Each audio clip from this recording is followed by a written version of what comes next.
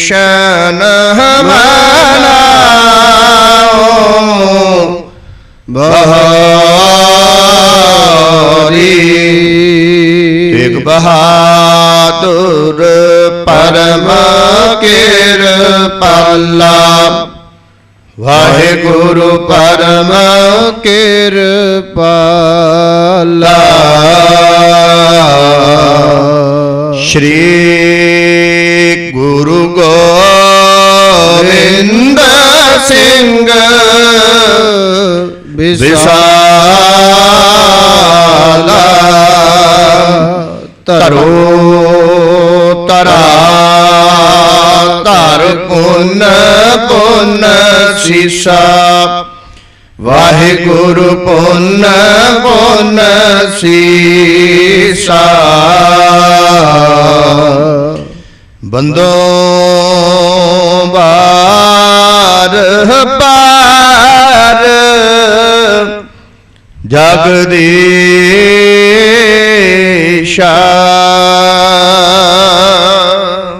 या में है अमृत ज्ञान है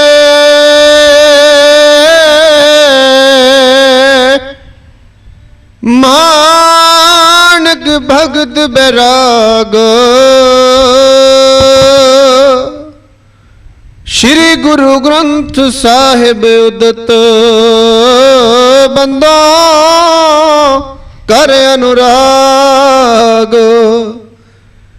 एक अंकार सतगुरु ते प्रसाद सच होए।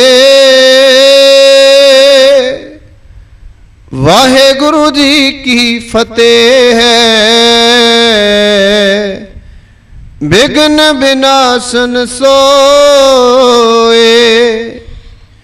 वाहे गुरु जी की फतेह है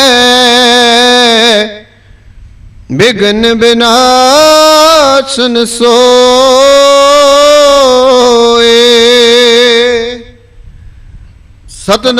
सतनाम वाहेगुरु साहिब जीओ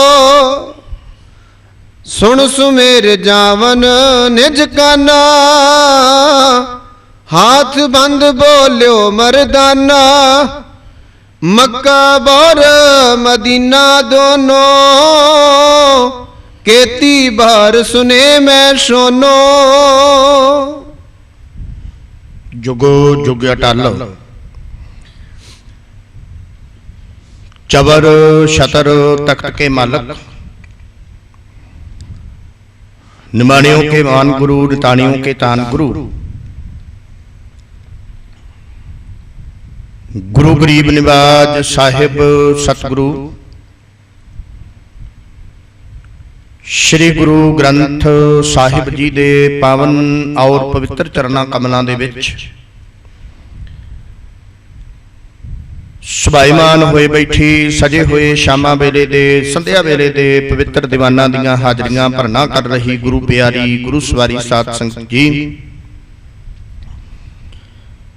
भागा वाले सतगुरु जी की अपार बख्शिश और रहमत के सदका आपां सारियां नूं गुरु चरनां दे विच और टीवी के माध्यम राही घरां दे विच जुड़ बैठण दा सुभाग प्राप्त होया है। गुरु घर के कीर्तनियां दे पासों आप सब संगतां ने रब्बी बाणी दे इलाही बाणी दे कीर्तन श्रवण कीते ने। समा होया धन धन साहिब सतगुरु श्री गुरु नानक साहिब जी दे चल रहे लड़ीवार गुर इतिहास के नाल आपां सारियां ने सांझ पाउणी है। पिछले दिनां तो आपां ये निरंतर इतिहास विचारां सांझियां करते आ रहे हैं कि सतगुरु गुरु नानक साहिब जी स्वर्णपुर नगर दे विच मालक जी उत्थे पधारे सन। राजे कमल नैन नूं सतगुरु जी ने इत्थे ज्ञान दिता है। राजा कमल नैन सतगुरु गुरु नानक साहिब जी के चरणों का मुरीद बने। सतगुरु जी की सिक्खी इन्हें प्राप्त की है। सतगुरु गुरु नानक साहिब जी राजे कमल नैन तू धार के कह लो ज्ञान दे के कह लो इहदा जीवन बदल के सतगुरु गुरु नानक साहिब जी जदों अगे रवाना होए ना ਤੇ ਰਸਤੇ ਵਿੱਚ ਭਾਈ ਮਰਦਾਨਾ ਜੀ ਕਹਿੰਦੇ ਸਤਿਗੁਰੂ ਜੀ ਵੀ ਇਸ ਇਲਾਕੇ ਦੇ ਵਿੱਚ ਮੈਂ ਸੁਣਿਆ ਵੀ ਇੱਥੇ 18 ਰਿਆਸਤਾਂ ਹੈ, 18 ਰਾਜੇ ਹੈ, ਤੇ ਸਤਿਗੁਰੂ ਆਪਾਂ ਤੇ ਕੁਛ ਕੇ ਰਾਜਿਆਂ ਦੇ ਕੋਲ ਗਏ ਆ ਵੀ ਇੱਕ ਕਿਰਪਾ ਕਰੋ ਵੀ ਮੈਨੂੰ ਉਹਨਾਂ ਦੇ ਨਾਮ ਤੇ ਦੱਸੋ। ਕੱਲ ਦੇ ਦੀਵਾਨਾਂ ਵਿੱਚ ਆਪਾਂ ਉਹਨਾਂ ਦੇ ਨਾਮ ਜਿਹੜੇ ਨੇ ਉਹ ਸਰਵਣ ਕੀਤੇ ਸਨ, ਜਿਹੜੀਆਂ 18 ਰਿਆਸਤਾਂ ਦੇ ਰਾਜੇ ਹੈ। ਭਾਈ ਮਰਦਾਨਾ ਜੀ ਕਹਿੰਦੇ ਵੀ ਆਪਾਂ ਤੇ ਕੁਛ ਕੇ ਰਾਜਿਆਂ ਦੇ ਕੋਲ ਗਏ ਆ ਤੇ ਬਾਕੀਆਂ ਦੇ ਕੋਲ ਵੀ ਚੱਲੀਏ, ਉਹਨਾਂ ਨੂੰ ਵੀ ਆਪਾਂ ਗਿਆਨ ਦੇਈਏ, ਜੀਵਨ ਦੀ ਜਾਂਚ ਦੱਸੀਏ। ਸਤਿਗੁਰੂ ਜੀ ਕਹਿੰਦੇ ਵੀ ਉਹਨਾਂ ਕੋਲ ਜਾਣ ਦੀ ਲੋੜ ਨਹੀਂ, ਇਹਨਾਂ ਦੇ ਕੋਲੋਂ ਉਹਨਾਂ ਤੱਕ ਆਪੇ ਸਿੱਖੀ ਪਹੁੰਚ ਜਾਏਗੀ, ਸੱਚ ਪਹੁੰਚ ਜਾਏਗਾ। ਇੰਨਿਆਂ ਨੂੰ ਆਪਾਂ ਜਿਹੜਾ ਆ ਉਹ ਜਾਗ ਲਾ ਦਿੱਤੀ ਹੈ, ਬਹੁਤ ਹੈ।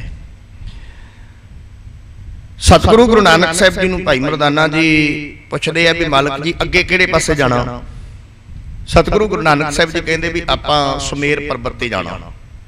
ਸੁਮੇਰ ਪਰਬਤ ਜਿੱਥੇ ਸਿੱਧ ਸਮਾਧੀਆਂ ਲਾ ਕੇ ਬੈਠੇ ਐ, ਉੱਥੇ ਗੁਰੂ ਨਾਨਕ ਸਾਹਿਬ ਜੀ ਦੇ ਨਾਲ ਸਿੱਧ ਗੋਸ਼ਟ, ਇਹਨਾਂ ਸਿੱਧਾਂ ਦੀ ਜਿਹੜੀ ਵਿਚਾਰ ਚਰਚਾ ਸੀ ਉਹ ਬਾਣੀ ਦੇ ਵਿੱਚ ਦਰਜ ਹੈ, ਉਹ ਹੋਈ ਹੈ।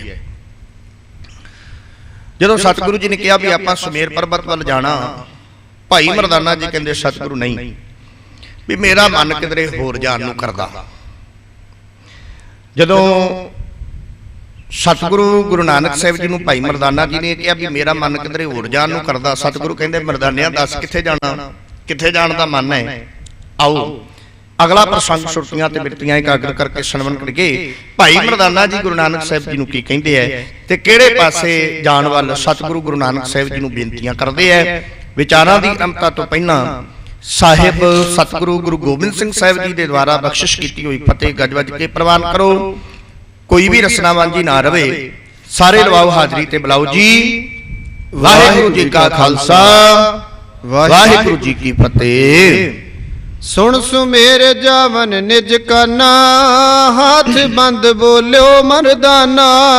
ਜਦੋਂ ਸਤਿਗੁਰੂ ਗੁਰੂ ਨਾਨਕ ਸਾਹਿਬ ਜੀ ਦੇ ਪਾਸੋਂ ਭਾਈ ਮਰਦਾਨਾ ਜੀ ਨੇ ਸੁਮੇਰ ਪਰਬਤ ਦੇ ਵੱਲ ਜਾਣ ਦੀ ਗੱਲ ਸੁਣੀ, ਬਚਨ ਸੁਣੇ ਵੀ ਸਤਿਗੁਰੂ ਕਹਿੰਦੇ ਆਪਾਂ ਉਸ ਪਾਸੇ ਜਾਣਾ, ਤੇ ਭਾਈ ਮਰਦਾਨਾ ਜੀ ਨੇ ਸਤਿਗੁਰੂ ਗੁਰੂ ਨਾਨਕ ਸਾਹਿਬ ਜੀ ਦੇ ਚਰਨਾਂ ਦੇ ਵਿੱਚ ਹੱਥ ਜੋੜੇ ਤੇ ਹੱਥ ਜੋੜ ਕੇ ਸਤਿਗੁਰੂ ਗੁਰੂ ਨਾਨਕ ਸਾਹਿਬ ਜੀ ਨੂੰ ਬੇਨਤੀ ਕਰਨ ਲੱਗਾ ਹੈ। ਮੱਕਾ ਵਾਰ ਮਦੀਨਾ ਦੋਨੋਂ, ਕੀਤੀ ਬਾਰ ਸੁਨੇ ਮੈਂ ਸੋਨੋ। ਭਾਈ ਮਰਦਾਨਾ ਜੀ ਕਹਿੰਦੇ ਵੀ ਸਤਿਗੁਰੂ ਮੱਕਾ ਔਰ ਮਦੀਨਾ ਇਹ ਦੋ ਪਵਿੱਤਰ ਸਥਾਨ ਨੇ ਇਸਲਾਮ ਧਰਮ ਦੇ। ਦਾਸ ਨੇ ਕੱਲ ਵੀ ਥੋੜੀ ਜਿਹੀ ਬੇਨਤੀ ਕੀਤੀ ਸੀ। ਮੱਕੇ ਦੇ ਵਿੱਚ ਇਹ ਮੰਨਿਆ ਜਾਂਦਾ ਹੈ, ਇਸਲਾਮ ਧਰਮ ਦਾ ਕਹਿਣਾ ਵੀ ਹਜ਼ਰਤ ਮੁਹੰਮਦ ਸਾਹਿਬ ਦਾ ਜਨਮ ਹੋਇਆ। ਹਜ਼ਰਤ ਮੁਹੰਮਦ ਸਾਹਿਬ ਦਾ ਜਨਮ ਹੋਇਆ ਹੈ। ਮੈਂ ਇੱਥੇ ਸੰਖੇਪ ਦੇ ਵਿੱਚ ਬੇਨਤੀਆਂ ਮੱਕੇ ਬਾਰੇ ਦੱਸ ਰਿਹਾ। ਮੱਕੇ ਸ਼ਹਿਰ ਦੇ ਵਿੱਚ ਇੱਕ ਇਹਨਾਂ ਦਾ ਸਥਾਨ ਹੈ ਜਿਹਨੂੰ ਕਹਿੰਦੇ ਨੇ ਕਾਬਾ। ਕਾਬਾ ਤੇ ਹਰੇਕ ਮੁਸਲਮਾਨ ਵਾਸਤੇ ਮੱਕੇ ਦੀ ਇਸ ਕਾਬੇ ਦੀ ਯਾਤਰਾ ਜ਼ਰੂਰੀ ਹੈ। ਜਦੋਂ ਹੱਜ ਕਰਦੇ ਨੇ ਨਾ, ਹੱਜ ਤੇ ਇਹ ਕਾਬੇ ਦਾ ਹੀ ਕਰਦੇ ਨੇ। ਇਹ ਜਿਹੜਾ ਮੱਕਾ ਤੇ ਕਾਬਾ ਆ, ਜਿਹੜਾ ਅਰਬ ਕੰਟਰੀ, ਅਰਬ ਦੇਸ਼ ਸਾਊਦੀ ਅਰਬ ਦੇ ਵਿੱਚ ਹੈ। ਬਹੁਤਿਆਂ ਨੂੰ ਨਹੀਂ ਪਤਾ, ਸਾਊਦੀ ਅਰਬ ਦੇ ਵਿੱਚ ਹੈ। ਤੇ ਇੱਥੇ ਕਾਬਾ ਜਿਹੜਾ ਆ ਨਾ, ਜਦੋਂ ਹੱਜ ਕਰਦੇ ਆ, ਇਸ ਕਾਬੇ ਦੀ ਇੱਕ ਇਮਾਰਤ ਹੈ, ਬਹੁਤੀ ਵੱਡੀ ਨਹੀਂ, ਮਤਲਬ ਕਿ ਕਮਰੇ ਦੇ ਬਰਾਬਰ ਹੈ, ਉੱਚੀ ਬਹੁਤ ਹੈ। ਉਹਦਾ ਵੇਰਵਾ ਜੇ ਥੋੜਾ ਲੰਬੇਰਾ ਹੈ, ਮੈਂ ਸ਼ਾਰਟ ਦੇ ਵਿੱਚ ਸਮਝਾ ਦਿਆਂ ਵੀ ਇਸ ਜਿਹੜੀ ਇਹ ਇਮਾਰਤ ਬਣੀ ਹੈ ਨਾ, ਇਸ ਇਮਾਰਤ ਦੇ ਵਿੱਚ ਦੋ ਪੱਥਰ ਹੈ, ਦੋ ਪੱਥਰ। ਵੈਸੇ ਤੇ ਇਸਲਾਮ ਹੈ ਨਾ ਜਿਹੜਾ, ਉਹ ਮੂਰਤੀ ਪੂਜਾ ਦੇ ਬਿਲਕੁਲ ਖਿਲਾਫ ਹੈ। ਇਸਲਾਮ ਧਰਮ ਦੇ ਵਿੱਚ ਮੂਰਤੀ ਪੂਜਾ ਨੂੰ ਪਾਪ ਸਮਝਿਆ ਜਾਂਦਾ, ਪਾਪ। ਇਸਲਾਮ ਧਰਮ ਦੇ ਵਿੱਚ ਮੂਰਤੀ ਪੂਜਾ ਨਹੀਂ ਹੁੰਦੀ। ਪਰ ਇੱਕੋ ਇੱਕ ਜਗ੍ਹਾ ਐਸੀ ਹੈ, ਇੱਕੋ ਇੱਕ ਜਗ੍ਹਾ ਐਸੀ ਹੈ ਜਿੱਥੇ ਇਸਲਾਮ ਦੇ ਵਿੱਚ ਮੂਰਤੀ ਨੂੰ ਨਾ ਕਹੀਏ ਆਪਾਂ, ਪੱਥਰ ਨੂੰ ਚੁੰਮਿਆ ਜਾਂਦਾ, ਉਹਦਾ ਸਤਿਕਾਰ ਕੀਤਾ ਜਾਂਦਾ, ਤੇ ਉਹ ਇੱਕ ਕਾਬਾ ਜਿਹੜਾ ਇਹਨਾਂ ਦਾ ਕੇਂਦਰੀ ਸਥਾਨ ਹੈ। ਕਾਬੇ ਦੇ ਪੂਰਬ ਦੱਖਣ ਵਾਲੇ ਪਾਸੇ ਹਿੱਸੇ ਦੇ ਵਿੱਚ ਇੱਕ ਪੱਥਰ ਹੈ ਜਿਹਦਾ ਨਾਮ ਹੈ ਸੰਗੇ ਅਸਵਦ। ਜਦੋਂ ਮੁਸਲਮਾਨ ਜਾਂਦੇ ਆ ਨਾ, ਹੱਜ ਕਰਨ ਵਾਸਤੇ ਜਾਂਦੇ ਆ ਕਾਬੇ ਦੇ ਵਿੱਚ, ਕਾਬੇ ਦੀ ਯਾਤਰਾ ਕਰਦੇ ਆ, ਕਹਿੰਦੇ ਵੀ ਇਹ ਅੰਦਰ ਜਿਹੜਾ ਸੰਗੇ ਅਸਵਦ ਪਿਆ ਹੋਇਆ ਹੈ, ਇਹਨੂੰ ਇਹ ਚੁੰਮਦੇ ਆ, ਆਪਣੇ ਮੂੰਹ ਦੇ ਨਾਲ। ਔਰ ਅਗਲੀ ਗੱਲ ਇਹ ਵੀ ਦੱਸਦੇ ਹਾਂ ਵੀ ਇਸਲਾਮ ਧਰਮ ਦਾ ਇਹ ਮੰਨਣਾ ਆ, ਇਸਲਾਮ ਧਰਮ ਦਾ ਇਹ ਮੰਨਣਾ ਆ ਵੀ ਇਹ ਜਿਹੜਾ ਸੰਗੇ ਅਸਵਦ ਹੈ ਨਾ, ਇਹ ਸਵਰਗ ਦੇ ਵਿੱਚੋਂ, ਵਹਿਸ਼ਤ ਦੇ ਵਿੱਚੋਂ ਪਰਮਾਤਮਾ ਨੇ ਇਹ ਪੱਥਰ ਸੱਟਿਆ ਜਾਂ ਭੇਜਿਆ। ਧਿਆਨ ਨਾਲ ਸੁਣਿਓ, ਬੜੀ ਜ਼ਰੂਰੀ ਨੌਲੇਜ ਹੈ, ਜਾਣਕਾਰੀ ਵੀ ਪਰਮਾਤਮਾ ਨੇ ਇਹ ਸਵਰਗ ਦੇ ਵਿੱਚੋਂ ਧਰਤੀ ਤੇ ਸੱਟਿਆ। ਜਦੋਂ ਪਰਮਾਤਮਾ ਨੇ ਇਹਨੂੰ ਧਰਤੀ ਤੇ ਭੇਜਿਆ ਸੀ ਸਵਰਗ ਦੇ ਵਹਿਸ਼ਤ ਦੇ ਵਿੱਚੋਂ, ਉਦੋਂ ਸੀ ਇਹ ਚਿੱਟਾ, ਐ ਦੁੱਧ ਵਰਗਾ ਸੀ, ਸਾਫ਼। ਜਦੋਂ ਉੱਥੋਂ ਸੁੱਟਿਆ ਸੀ, ਇਸਲਾਮ ਕਹਿੰਦਾ ਹੈ, ਇਸਲਾਮ ਧਰਮ ਮੰਨਦਾ ਹੈ ਵੀ ਜਦੋਂ ਥੱਲੇ ਆਉਂਦਿਆਂ ਜਦੋਂ ਇਸ ਚਿੱਟੇ ਪੱਥਰ ਨੂੰ ਆਦਮ ਦੇ ਹੱਥ ਲੱਗੇ ਨਾ, ਆਦਮ ਦੇ, ਤੇ ਇਹ ਕਾਲੇ ਰੰਗ ਦਾ ਹੋ ਗਿਆ, ਕਿਉਂਕਿ ਆਦਮ ਗੁਨਾਹਗਾਰ ਸੀ ਤੇ ਇਹਦੇ ਗੁਨਾਹ ਜਦੋਂ ਇਹਨੂੰ ਹੱਥ ਲਾਇਆ ਤੇ ਇਹ ਕਾਲਾ ਹੋ ਗਿਆ। ਤੇ ਇਹ ਹੁਣ ਉਹ ਪੱਥਰ ਜਿਹੜਾ ਹੈ ਨਾ ਉੱਥੇ ਪਿਆ। ਸਾਇੰਸਦਾਨ ਇਹਨੂੰ ਮੰਨਦੇ ਨੇ ਵੀ ਇਹ ਇੱਕ ਉਲਕਾ ਪਿੰਡ ਹੈ। ਸਮਝ ਰਹੇ ਹੋ ਨਾ, ਜਿਹੜਾ ਉਲਕਾ ਪਿੰਡ ਹੁੰਦਾ ਦੂਸਰੀ ਧਰਤੀ ਦੇ ਬਾਹਰੋਂ ਜਿਹੜੇ ਆਉਂਦੇ ਨੇ, ਵੀ ਉਲਕਾ ਪਿੰਡ ਹੈ। ਤੇ ਇਹ ਉੱਥੇ ਸੰਭਾਲ ਕੇ ਇਸਲਾਮ ਨੇ ਕਈ 100 ਸਾਲਾਂ ਤੋਂ ਕਹਿ ਲੋ ਵੀ ਇਹ ਸੰਭਾਲ ਕੇ ਉੱਥੇ ਮੱਕੇ ਦੇ ਵਿੱਚ ਜਿਹੜਾ ਇਹ ਰੱਖਿਆ ਹੋਇਆ ਹੈ, ਕਾਬੇ ਦੇ ਵਿੱਚ। ਦੂਸਰਾ ਜਿਹੜਾ ਪੱਥਰ ਹੈ, ਉਸ ਪੱਥਰ ਨੂੰ ਕਿਹਾ ਜਾਂਦਾ ਆ ਰੁਕਨੁਲ ਯਮਾਨ। ਰੁਕਨੁਲ ਯਮਾਨ ਜਿਹੜਾ ਸੰਗੇ ਅਸਬਦ ਹੈ, ਇਹਨੂੰ ਤੇ ਆਪਣੇ ਮੂੰਹ ਨਾਲ ਮੁਸਲਮਾਨ ਚੁੰਮਦਾ, ਜਿਹੜਾ ਉੱਥੇ ਹਾਜੀ ਹੈ, ਹਜ ਕਰਨ ਜਾਂਦਾ। ਜਿਹੜਾ ਰੁਕਨੁਲ ਯਮਾਨ ਹੈ ਨਾ, ਉੱਥੇ ਹੀ ਉਸੇ ਹੀ ਕਾਬੇ ਦੇ ਵਿੱਚ ਹੀ, ਉਸੇ ਬਿਲਡਿੰਗ ਦੇ ਵਿੱਚ ਹੀ ਜਿਹੜਾ ਪਿਆ ਹੋਇਆ ਹੈ। ਇਹਨਾਂ ਦੀ ਪਵਿੱਤਰ ਜਿਹੜੀ ਇਮਾਰਤ ਹੈ, ਮੈਂ ਬਿਲਡਿੰਗ ਨਾ ਕਹਾਂ ਕਿਉਂਕਿ ਭਾਵਨਾਵਾਂ ਜੁੜੀਆਂ ਹੁੰਦੀਆਂ ਨਾ, ਜਿਹੜੀ ਉੱਥੇ ਇਹ ਪਵਿੱਤਰ ਇਮਾਰਤ ਹੈ ਜਿਹੜੀ ਕਾਬਾ ਆ, ਉਹਦੇ ਵਿੱਚ ਇੱਕ ਹੋਰ ਪੱਥਰ ਹੈ ਰੁਕਨੁਲ ਯਮਾਨ ਹੈ, ਜਿਹੜਾ ਇਹਨੂੰ ਹਰੇਕ ਮੁਸਲਮਾਨ ਜਿਹੜਾ ਆ ਉਹ ਸੱਜੇ ਹੱਥ ਦੇ ਨਾਲ ਇਸ ਤਰ੍ਹਾਂ ਕਰਕੇ ਛੂੰਹਦਾ। ਇਹਦੇ ਨਾਲ ਜਿਹੜੀਆਂ ਸੰਗੇ ਅਸਵਦ ਨਾਲ ਭਾਵਨਾ ਜਿਹੜੀ ਜੁੜੀ ਹੈ ਨਾ, ਮੈਂ ਇਹ ਵੀ ਬੇਨਤੀ ਕਰਦੇ ਆ, ਜ਼ਰੂਰੀ ਹੈ। ਜਿਹੜਾ ਸੰਗੇ ਅਸਵਦ ਹੈ, ਜਿਹਨੂੰ ਮੁਸਲਮਾਨ ਚੁੰਮਦੇ ਆ, ਹਾਜੀ ਹਜ ਕਰਨ ਵਾਲੇ ਚੁੰਮਦੇ ਆ, ਕਹਿੰਦੇ ਵੀ ਜਦੋਂ ਕਿਆਮਤ ਦਾ ਦਿਨ ਆਏਗਾ ਨਾ, ਕਿਆਮਤ ਇਸਲਾਮ ਧਰਮ ਮੰਨਦਾ ਹੈ, ਇਸ ਕਰਕੇ ਇਹ ਮੁਰਦੇ ਨੂੰ ਦਫਨਾਉਂਦੇ ਨੇ, ਸਾੜਦੇ ਨਹੀਂ, ਸੰਸਕਾਰ ਨਹੀਂ ਕਰਦੇ। ਇਸਲਾਮ ਧਰਮ ਦੇ ਵਿੱਚ ਮੰਨਣਾ ਹੈ ਕਿ ਇੱਕ ਦਿਨ ਕਿਆਮਤ ਦਾ ਦਿਨ ਆਏਗਾ, ਹਜ਼ਰਤ ਮੁਹੰਮਦ ਸਾਹਿਬ ਆਉਣਗੇ ਤੇ ਜਿੰਨੇ ਕਬਰਾਂ ਦੇ ਵਿੱਚ ਮੁਰਦੇ ਨੇ ਉਹਨਾਂ ਸਾਰਿਆਂ ਨੂੰ ਬਾਹਰ ਕੱਢ ਲੈਣਗੇ। ਇਸਲਾਮ ਮੰਨਦਾ। ਤਾਂ ਹੀ ਸਤਿਗੁਰੂ ਨੇ ਕਿਹਾ, ਮਿੱਟੀ ਮੁਸਲਮਾਨ ਕੀ ਪੇੜ ਹੈ ਪਈ ਘੁਮਿਆਰ, ਘਰ ਭਾਂਡੇ ਇੱਟਾਂ ਕੀਆਂ ਜਲਦੀ ਕਰੇ ਪੁਕਾਰ।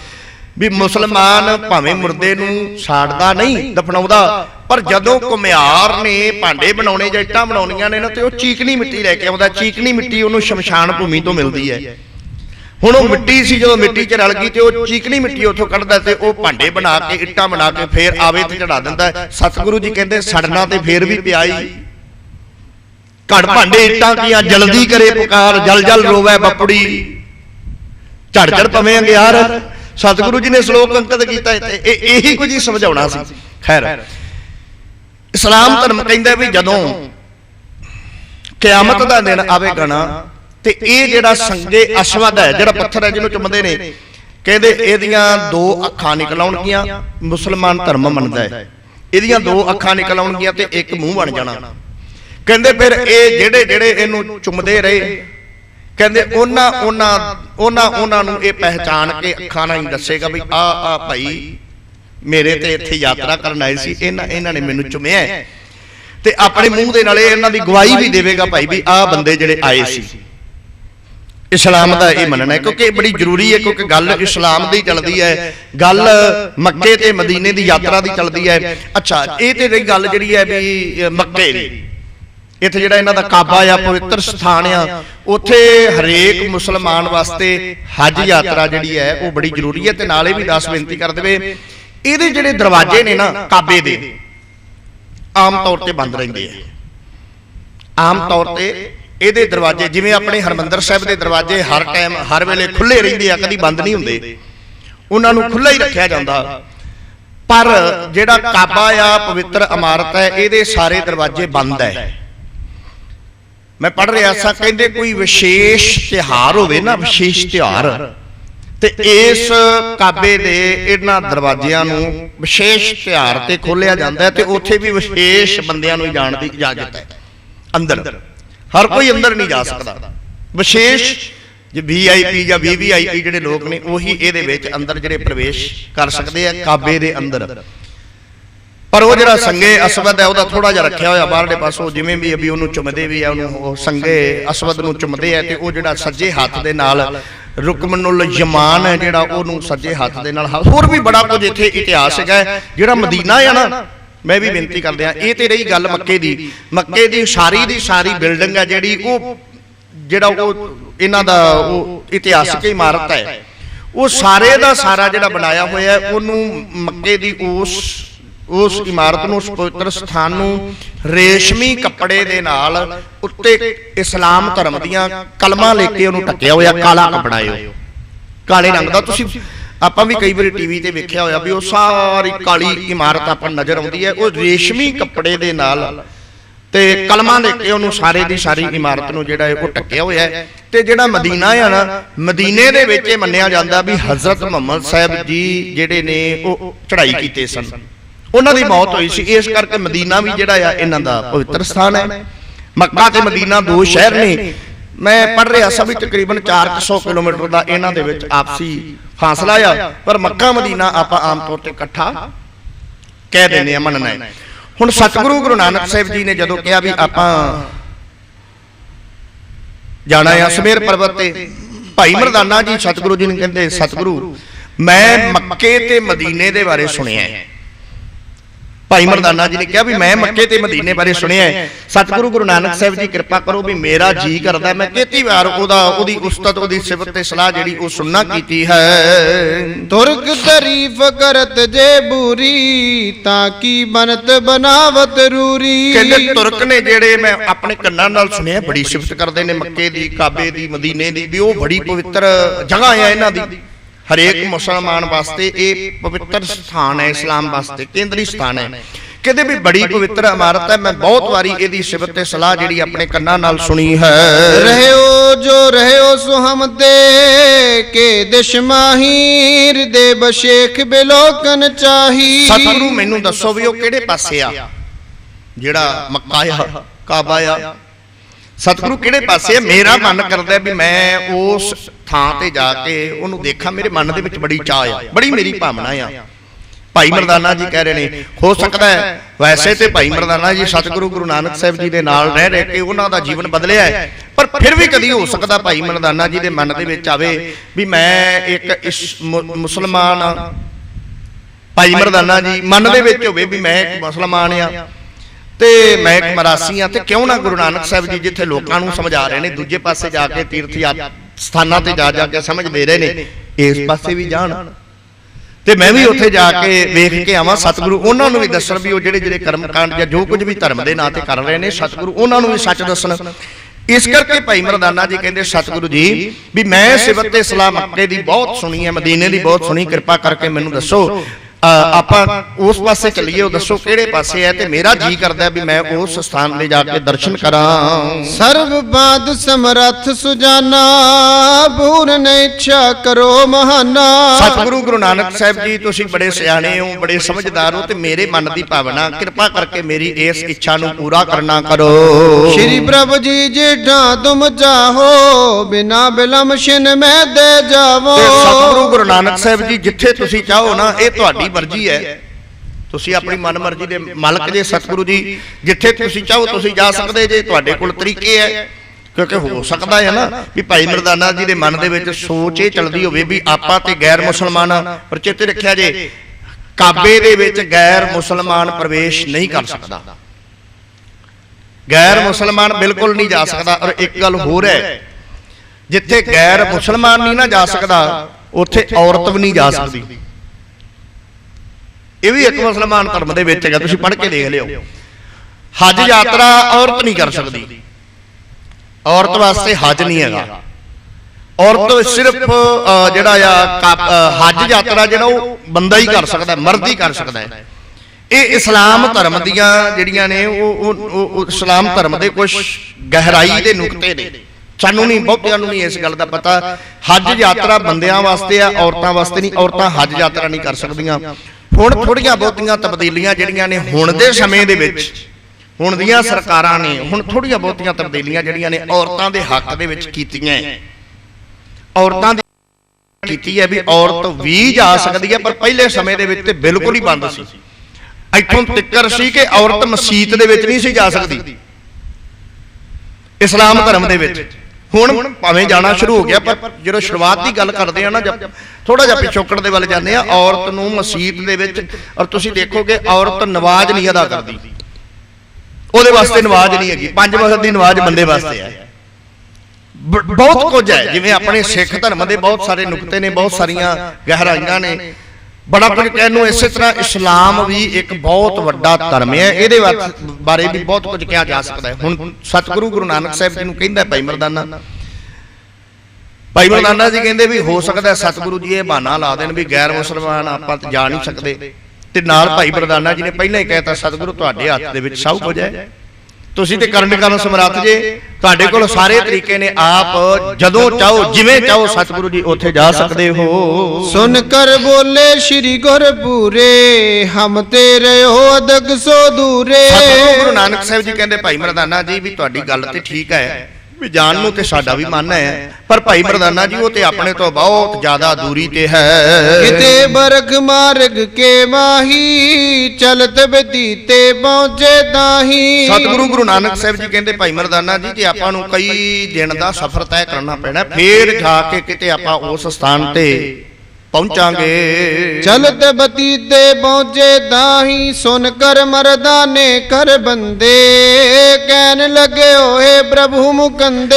ਤੇ ਜਦੋਂ ਸਤਿਗੁਰੂ ਜੀ ਨੇ ਕਿਹਾ ਨਾ ਵੀ ਆਪਾਂ ਨੂੰ ਕਈ ਦਿਨ ਦਾ ਸਫ਼ਰ ਤੈਅ ਕਰਨਾ ਪੈਣਾ, ਤੇ ਭਾਈ ਮਰਦਾਨਾ ਜੀ ਸਤਿਗੁਰੂ ਗੁਰੂ ਨਾਨਕ ਸਾਹਿਬ ਜੀ ਨੂੰ ਕਹਿਣ ਲੱਗੇ, ਭਾਈ ਮਰਦਾਨਾ ਜੀ ਨੂੰ ਭਾਈ ਮਰਦਾਨਾ ਜੀ ਸਤਿਗੁਰੂ ਗੁਰੂ ਨਾਨਕ ਸਾਹਿਬ ਜੀ ਨੂੰ ਕਹਿਣ ਲੱਗੇ ਵੀ ਸਤਿਗੁਰੂ ਵੀ ਤੁਹਾਡੇ ਹੱਥ ਦੇ ਵਿੱਚ ਕੀ ਨਹੀਂ ਹੈਗਾ, ਤੁਸੀਂ ਕੀ ਨਹੀਂ ਕਰ ਸਕਦੇ, ਫਿਰ ਕੀ ਹੈ ਜੇ ਆਪਾਂ ਨੂੰ ਕਈ ਦਿਨ ਲੱਗ ਜਾਣਗੇ। ਭਾਈ ਮਰਦਾਨਾ ਜੀ ਸਮਝ ਗਏ ਵੀ ਲੱਗਦਾ ਹੈ ਵੀ ਸਤਿਗੁਰੂ ਗੁਰੂ ਨਾਨਕ ਸਾਹਿਬ ਜੀ ਮੈਨੂੰ ਟਾਲਣਾ ਚਾਹੁੰਦੇ ਨੇ, ਇਹਨਾਂ ਦਾ ਮਨ ਹੈ ਸਮੇਰ ਪਰਬਤ ਵੱਲੇ ਜਾਣ ਵਾਸਤੇ। ਤੇ ਖੈਰ ਹੋ ਸਕਦਾ ਵੀ ਸਤਿਗੁਰੂ ਗੁਰੂ ਨਾਨਕ ਸਾਹਿਬ ਜੀ ਐ ਕਹਿੰਦੇ ਹੁਣ ਵੀ ਕਈ ਦਿਨ ਦਾ ਸਫ਼ਰ ਹੈ, ਵੀ ਛੱਡੋ ਪਰਾਂ ਭਾਈ ਮਰਦਾਨਾ ਜੀ ਆਪਾਂ ਨਹੀਂ ਜਾਂਦੇ। ਭਾਈ ਮਰਦਾਨਾ ਜੀ ਨੇ ਅੱਗੋਂ ਗੱਲ ਫੜ ਲਈ, ਗੁਰੂ ਨਾਨਕ ਸਾਹਿਬ ਜੀ ਦਾ ਸੇਵਕ ਹੈ, ਤੇ ਸਤਿਗੁਰੂ ਗੁਰੂ ਨਾਨਕ ਸਾਹਿਬ ਜੀ ਨੂੰ ਭਾਈ ਮਰਦਾਨਾ ਜੀ ਕਹਿਣ ਲੱਗੇ ਹਨ, ਕਿਤੇ ਬਰਗ ਕੋ ਗੈਲ ਬਤਾਵੋ, ਤੈ ਤੁਮ ਨਿਮਖ ਬਿਖੇ ਜਲ ਜਾਵੋ। ਸਤਿਗੁਰੂ ਗੁਰੂ ਨਾਨਕ ਸਾਹਿਬ ਜੀ ਟਾਲ ਮਟੋਲ ਨਾ ਕਰੋ। ਸਤਿਗੁਰੂ ਐ ਨਹੀਂ ਮਾਲਕ ਜੀ ਫਿਰ ਕੀ ਹੈ ਜੇ ਸਫ਼ਰ ਹੈ, ਤੇ ਅੱਗੇ ਵੀ ਤੇ ਆਪਾਂ ਕਈ ਦਿਨਾਂ ਦਾ ਸਫ਼ਰ ਤੈਅ ਕਰਦੇ ਹੀ ਆਉਨੇ ਆ, ਅੱਗੇ ਵੀ ਤੇ ਆਪਾਂ ਨੂੰ ਕਈ ਮਹੀਨੇ ਕਈ ਸਾਲ ਹੋ ਹੀ ਗਏ ਨੇ ਸਤਿਗੁਰੂ ਜੀ ਤੁਰਿਆਂ ਨੂੰ, ਜੇ ਫਿਰ ਕੀ ਹੈ ਜੇ ਆਪਾਂ ਨੂੰ ਕਈ ਹੋਰ ਦਿਨ ਲੱਗ ਜਾਣਗੇ ਜਾਂ ਮਹੀਨੇ ਲੱਗ ਜਾਣਗੇ। ਪਰ ਸਤਿਗੁਰੂ ਗੁਰੂ ਨਾਨਕ ਸਾਹਿਬ ਜੀ ਕਿਰਪਾ ਕਰਕੇ ਮੇਰਾ ਮਨ, ਭਾਈ ਮਰਦਾਨਾ ਜੀ ਕਹਿੰਦਾ ਮੇਰਾ ਮਨ ਉਸ ਪਾਸੇ ਜਾਣ ਨੂੰ ਕਰਦਾ ਹੈ। ਪ੍ਰਭ ਜੀ ਕੀ ਜੈ ਨਹੀਂ ਵਲਾਊ, ਤੇ ਦੇਖਨ ਕੋ ਵੋ ਮਮ ਚਾਊ। ਸਤਿਗੁਰੂ ਗੁਰੂ ਨਾਨਕ ਸਾਹਿਬ ਜੀ ਐਵੇਂ ਮੈਨੂੰ ਟਾਲੋ ਨਾ, ਮੈਨੂੰ ਭਰਮਾਓ ਨਾ, ਮੇਰਾ ਮਨ ਆ ਵੀ ਮੈਂ ਮੱਕੇ ਜਾਵਾਂ, ਮੇਰਾ ਮਨ ਆ ਵੀ ਮੈਂ ਕਾਬੇ ਜਾਵਾਂ। ਸਤਿਗੁਰੂ ਮੈਂ ਉਸ ਪਾਸੇ ਜਿਹੜਾ ਆ ਉਹ ਜਾਣਾ ਚਾਹੁੰਦਾ। ਸਤਿਗੁਰੂ ਗੁਰੂ ਨਾਨਕ ਸਾਹਿਬ ਜੀ ਇਸ ਕਰਕੇ ਤੁਹਾਡੇ ਚਰਨਾਂ ਵਿੱਚ ਮੇਰੀ ਬੇਨਤੀ ਹੈ, ਜਿਉਂ ਤਿਉਂ ਕਰਕੇ ਆਪ ਦਿਖਾਏ, ਮੁਝੇ ਅਬਲਾਖਾ ਪੂਰ ਕਰਾਏ। ਸਤਿਗੁਰੂ ਗੁਰੂ ਨਾਨਕ ਸਾਹਿਬ ਜੀ ਜਿਵੇਂ ਮਰਜ਼ੀ ਕਰੋ, ਮੇਰੇ ਮਨ ਦੀ ਇੱਛਾ ਪੂਰੀ ਕਰੋ। ਭਾਈ ਮਰਦਾਨਾ ਜੀ ਵੇਖੋ, ਇੱਕ ਇੱਥੇ ਨਾ ਬੜੀ ਪਿਆਰੀ ਗੱਲ ਸਾਹਮਣੇ ਆਉਂਦੀ ਹੈ ਵੀ ਜਿਹੜਾ ਪੁੱਤਰ ਹੈ ਨਾ, ਪੁੱਤਰ ਉਹ ਆਪਾਂ ਸਾਰਿਆਂ ਨੂੰ ਪਤਾ ਹੈ ਵੀ ਕਈ ਵਾਰੀ ਆਪਣੇ ਬਾਪ ਦੇ ਖੜੇ ਪੈ ਜਾਂਦਾ, ਪੈਂਦਾ ਨਾ। ਉਹ ਕਹਿੰਦਾ ਵੀ ਮੈਨੂੰ ਤੇ ਆਹ ਚੀਜ਼ ਲੈ ਕੇ ਦਿਓ ਤੇ ਲੈ ਕੇ ਦਿਓ। ਆਪਣੇ ਵੀ ਬੱਚੇ ਨੇ ਨਾ, ਉਹ ਕਈ ਵਾਰੀ ਨਾ ਉਹ ਹਿੰਡ ਕਰਕੇ ਰੋਣ ਹੀ ਲੱਗ ਪੈਂਦੇ ਵੀ ਨਹੀਂ ਮੈਂ ਲੈਣੀ ਹੈ ਚੀਜ਼। ਔਰ ਜਿੰਨੇ ਮਾਣ ਦੇ ਨਾਲ, ਜਿੰਨੇ ਇਉਂ ਕਹਿ ਲਓ ਵੀ ਭਰੋਸੇ ਦੇ ਨਾਲ, ਜਿੰਨੇ ਵਿਸ਼ਵਾਸ ਦੇ ਨਾਲ ਆਪਣੇ ਬਾਪ ਨੂੰ ਪੁੱਤਰ ਕਹਿੰਦਾ ਨਾ, ਉਹਨਾਂ ਕਿਸੇ ਹੋਰ ਨੂੰ ਨਹੀਂ ਕਹਿੰਦਾ। ਕਿਸੇ ਹੋਰ ਨੂੰ ਕਹੇਗਾ ਮੈਨੂੰ ਚੀਜ਼ ਲੈ ਕੇ ਲੈ ਦਿਓ, ਉਹ ਕਹੇਗਾ ਨਹੀਂ ਲੈ ਕੇ ਦੇਣੀ, ਰੋਂਦਾ ਤੇ ਨਹੀਂ, ਖੜੇ ਤੇ ਨਹੀਂ ਨਾ ਪੈਂਦਾ, ਕਹਿੰਦਾ ਨਹੀਂ ਤੇਰੀ ਮਰਜ਼ੀ। ਪਰ ਬਾਪੂ ਨੂੰ ਕਿਹਾ, ਆਪਣੇ ਪਿਤਾ ਨੂੰ ਕਿਹਾ ਵੀ ਮੈਨੂੰ ਇਹ ਚੀਜ਼ ਲੈ ਦਿਓ, ਪਿਤਾ ਕਹਿੰਦਾ ਨਹੀਂ ਲੈ ਕੇ ਦੇਣੀ, ਰੋਣ ਲੱਗ ਪੈਂਦਾ। ਆਪਣੇ ਬੱਚੇ ਰੋਣ ਲੱਗ ਪੈਂਦੇ। ਸਕੂਲ ਦੀ ਕਾਪੀ ਹੈ ਜਾਂ ਪੈਨ ਹੈ ਜਾਂ ਕੋਈ ਚੀਜ਼ ਹੈ, ਉਹ ਰੋਣ ਲੱਗ ਪੈਂਦੇ। ਕਿਉਂ ਰੋਣ ਲੱਗ ਪੈਂਦੇ? ਕਿਉਂਕਿ ਉਹਨਾਂ ਨੂੰ ਪਤਾ ਹੈ ਵੀ ਮੈਂ ਜੋ ਕੁਝ ਲੈਣਾ ਆਪਣੇ ਪਿਤਾ ਤੋਂ ਲੈਣਾ, ਉਹਦਾ ਭਰੋਸਾ ਆ, ਉਹਦਾ ਵਿਸ਼ਵਾਸ ਹੈ, ਉਹਦਾ ਪ੍ਰੇਮ ਹੈ, ਉਹਦਾ ਪਿਆਰ ਹੈ, ਇਸ ਕਰਕੇ ਉਹ ਖੜੇ ਪੈਂਦਾ। ਉਹਨੂੰ ਪਤਾ ਵੀ ਹੋਰ ਕਿਹਨੇ ਮੇਰੀ ਜ਼ਰੂਰਤ ਪੂਰੀ ਕਰਨੀ ਹੈ, ਵੀ ਮੇਰੇ ਬਾਪ ਨੂੰ ਹੀ ਮੈਂ ਆਪਣੇ ਨੂੰ ਕਹਿਣਾ, ਤੇ ਫਿਰ ਮੈਂ ਆਪਣੇ ਬਾਪ ਦੇ ਖੜੇ ਪੈ ਕੇ ਲਵਾਂ ਚੀਜ਼, ਭਾਵੇਂ ਰੋ ਕੇ ਲਵਾਂ, ਭਾਵੇਂ ਮਿੰਨਤਾਂ ਕਰਕੇ, ਜਿਵੇਂ ਮਰਜ਼ੀ ਕਰਕੇ ਲਵਾਂ। ਬੱਚਾ ਆਪਣੇ ਬਾਪ ਤੋਂ ਮੰਗਣਾ ਆਪਣਾ ਹੱਕ ਸਮਝਦਾ ਹੈ, ਇਹ ਗੱਲ ਨੂੰ ਸਮਝਿਓ। ਬੱਚਾ ਆਪਣੇ ਬਾਪ ਤੋਂ ਚੀਜ਼ ਮੰਗਣਾ ਆਪਣਾ ਹੱਕ ਸਮਝਦਾ ਹੈ ਤੇ ਉਹ ਪੂਰੇ ਹੱਕ ਦੇ ਨਾਲ ਚੀਜ਼ ਮੰਗਦਾ ਹੈ। ਬਾਪੂ ਤੂੰ ਹੀ ਲੈ ਕੇ ਦੇਣੀ ਹੈ ਮੈਨੂੰ ਇਹ ਚੀਜ਼। ਸਿੱਖ ਦਾ ਤੇ ਗੁਰੂ ਦਾ ਆਹੀ ਰਿਸ਼ਤਾ ਹੈ। ਸਿੱਖ ਆਪਣੇ ਗੁਰੂ ਦੇ ਅੱਗੇ ਆਣ ਕੇ ਰੋ ਦਿੰਦਾ, ਮਾਲਕਾ ਮੈਨੂੰ ਜੇ ਕੁਝ ਚਾਹੀਦਾ ਨਾ ਤੇ ਤੇਰੇ ਕੋਲੋਂ ਹੀ ਲੈਣਾ। ਸਾਚੇ ਸਾਹਿਬਾ ਕਿਆ ਨਹੀਂ ਕਰ ਤੇਰੇ ਘਰ ਦੇ ਵਿੱਚ ਸਭ ਕੁਝ ਕਰਤਾ, ਤੇਰੇ ਸਭ ਕੁਛ ਹੈ, ਜਿਸ ਦੇ ਸੋ ਪਾਵੇ ਤੇਰੇ ਤੋਂ ਲੈਣਾ। ਸਾਜਨੋ ਤੂੰ ਮੀਤ ਮੇਰਾ ਗ੍ਰਹਿ ਤੇਰੇ ਸਭਕੇ, ਮਾਨ ਮੰਗੋ ਤਾਨ ਮੰਗੋ ਧਨ ਲక్ష్ਮੀ ਸੁਖ ਦੇ ਤੁਹਾਡੇ ਕੋਲੋਂ ਲੈਣਾ। ਭਰੋਸਾ ਆ। ਹੁਣ ਭਾਈ ਮਰਦਾਨਾ ਜੀ ਦਾ, ਇਹ ਜਿਹੜੇ ਭਾਈ ਮਰਦਾਨਾ ਜੀ ਆਪਾਂ ਕਹਿੰਦੇ ਖੜੇ ਪੈ ਗਏ, ਉਹ ਖੜਾ ਪੈਣ ਦਾ ਇੱਕ ਕਾਰਨ ਹੈ ਵੀ ਭਾਈ ਮਰਦਾਨਾ ਜੀ ਦਾ ਸਤਿਗੁਰੂ ਤੇ ਭਰੋਸਾ ਹੈ।